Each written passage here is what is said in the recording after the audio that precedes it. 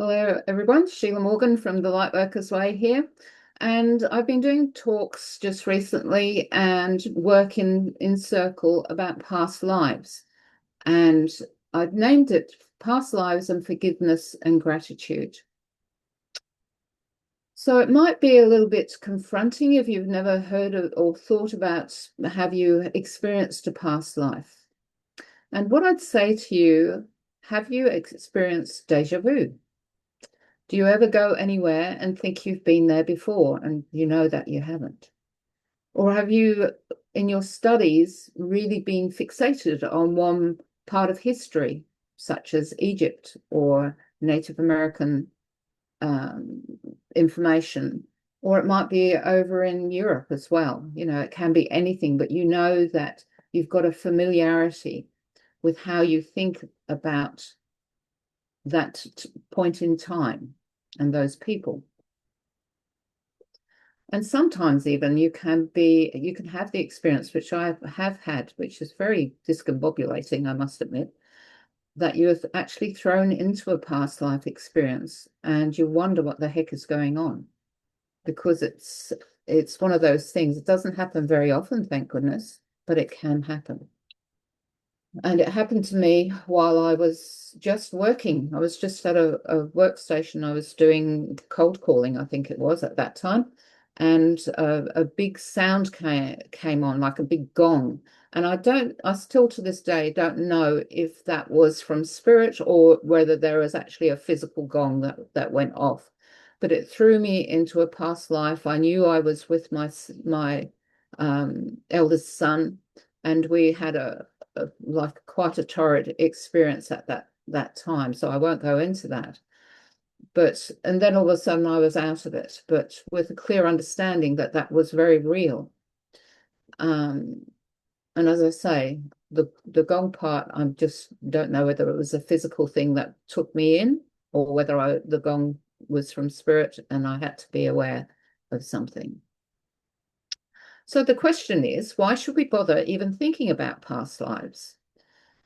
And I think people search for answers when they don't understand what's going on in the current life.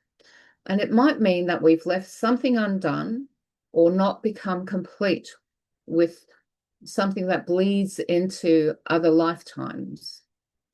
In circles, we once or twice a year, we visit past lives as it is our duty to be open to and recognize that some of our patterns and foibles and gifts that we have, some of the great loves and even enemies that we have, come from a buildup of energy from past lives. And maybe it is in this lifetime that we've chosen to resolve some things or know things that will build in this lifetime to understand what is happening, and perhaps being able to put some things down, complete some things. It's all the great jigsaw puzzle, really, isn't it? And we can be assured that if we don't get it right this time, or we don't complete something in this life, you know how even in this lifetime things repeat themselves. So I'm sure that nothing is ever lost, nothing is ever not good enough. Whatever is happening in your life right now is perfect and it's whole and complete just as it is. So this is not something that you have to worry about. It's more something that will give you an understanding, a greater understanding of how the rhythm of lives go rather than just this actual life. Having said that, I actually had a realization in one morning. I was speaking with a family member, and she was going through a really, really hard time. And she asked me how I coped with all the years of suffering and hardship in my marriage and how I healed. And I was able to share many insights that I've gained for myself with loving someone who was mentally and physically ill. And his was with alcoholism, which is such a confronting thing. That's not her situation, but there were similarities about putting herself in the position of being a carer for somebody that, or rescuing someone that was causing major problems and she felt responsible to the point where she was destroying her own life through that. So, and she was never able, her hardest thing was how could she move on from the commitment that she'd obviously made and most probably had made in a past life situation. So this is where really understanding about past lives, we can understand where people have fitted in before and given an explanation of why it's happening still. And my realization was that I was still angry that I was not the one to save my husband, to save us as a couple and save us as a family. So how very egotistical of me, and that's what I realize now.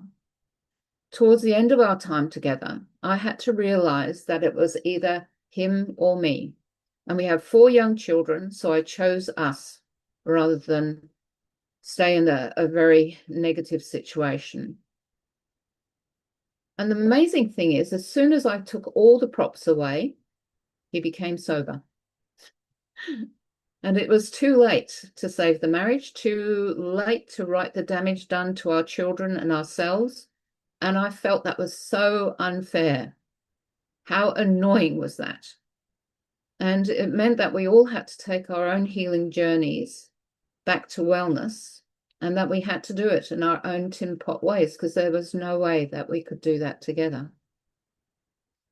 For me, I connected with and worked on a 12-step program, found a counselor, joined a circle, learnt transcendental meditation and Reiki, started running as a way of getting physically fit, journaled, came along to spiritualist churches, stopped being an enabler and a rescuer, practiced forgiveness and acceptance, and worked hard on creating a life that was safe, loving, and creative for my children and myself.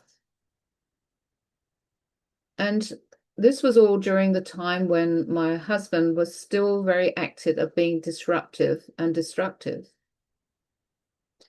And the most amazing thing I think I found was that when he became sober, there was a whole other personality that I didn't know that came through. And yeah, it was a hard time. So how did past lives help me? We go into a past life, and towards the end, I always ask the person that I'm working with, who do you recognize now from the particular past life we are viewing? Do you recognize any patterns that you are holding on to? Do you recognize any gifts that you have had then that you still have now? Do you recognize any patterns that you're holding sorry, I'm repeating that one. What are the major lessons that you learned in that lifetime?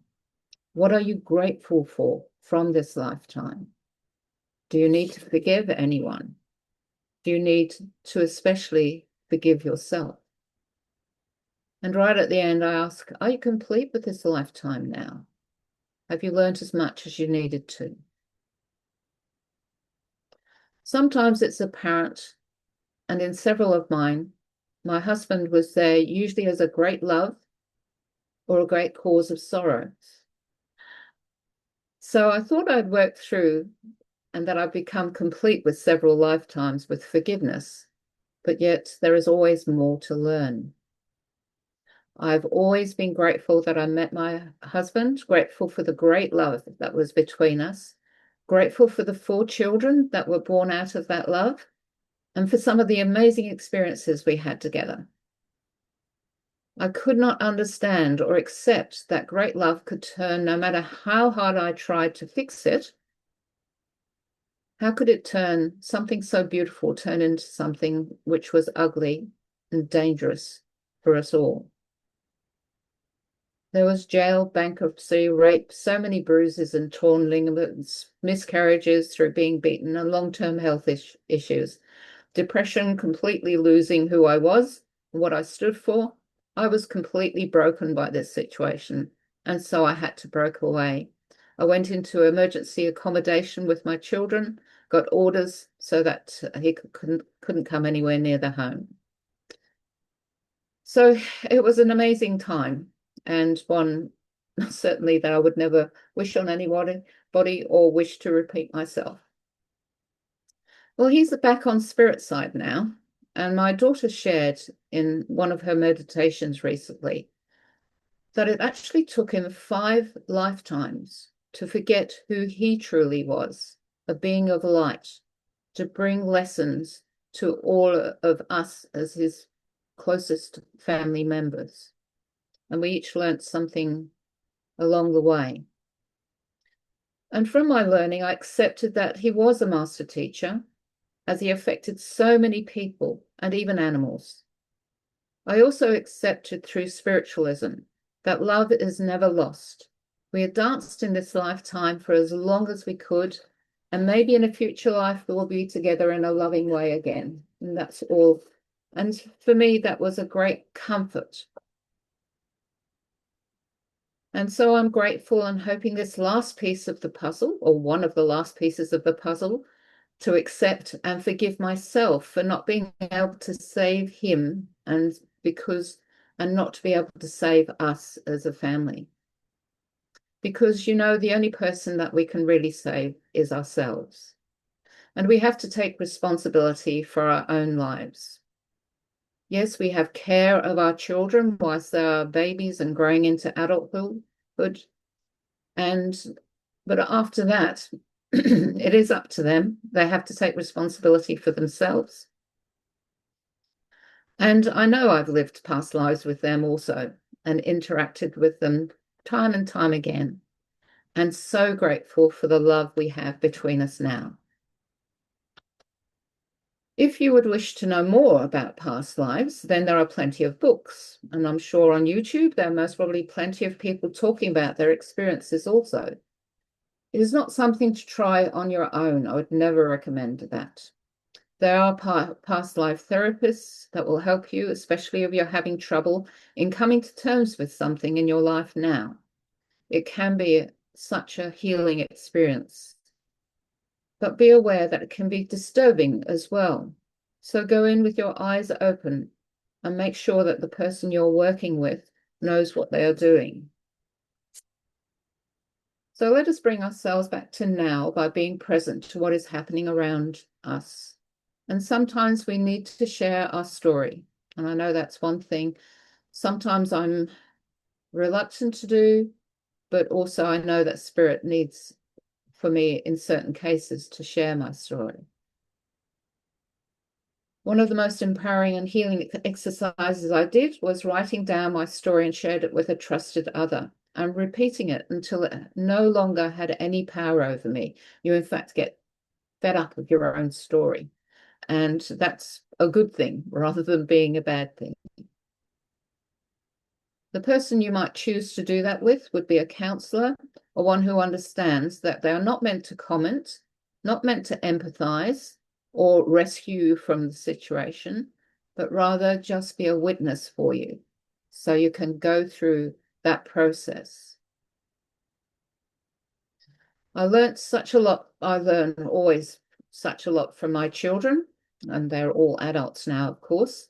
They are so wise. From my son, Ben, he has a routine of every morning writing an A4 size page in an exercise book for his mental well-being, and then exercising for an hour. Now, I was always one of those that brought a diary with good intentions, wrote, and would either not have enough space on the page or would write for a week, maybe 2 weeks, and then the rest of the diary was useless. So having that sort of just that inspiration from Ben of just an A4 page, that's manageable, that's doable. And for me, I always, as I'm sitting down to do my daily page, it's a delight. I've got my cup of tea beside me. I've just meditated usually. And I always just go with the flow of whatever experiences I'm having at the moment and what's occurring around me so I can learn from them. And then I always end with a prayer. I sometimes don't leave enough space, but 3 lines at the end is always a prayer for the day. So, and it doesn't take that long, and it just clears my mind, clears my energy pathways. And then I can go on to do some exercise, which is amazing. And then breakfast is on, of course, on. So I know I've spoken about this prayer before, but I do feel that it is such a lovely thing to do. And it's done at the end of the day. I find that doing my journaling is always at the beginning of the day. But at the end of the day, it's a lovely routine which makes me grateful. And I think this is it. If we can be grateful for everything that happens in our life, the good and the bad, because we've learned from everything that I've been successful with, everything that I've been not successful with, because each is a part of learning and each is a part of growing. But at the end of the day, I love these words. I am laying every worry at your feet. I pour peace into every part of me that feels unsteady and ask that you strengthen all of my body that feels drained. I trust you with everything that I cannot control, especially that you're looking after all my tomorrows. I choose rest over worry, trust over fear, and peace over panic. Thank you for blessing my spirit and know that I am held. Amen.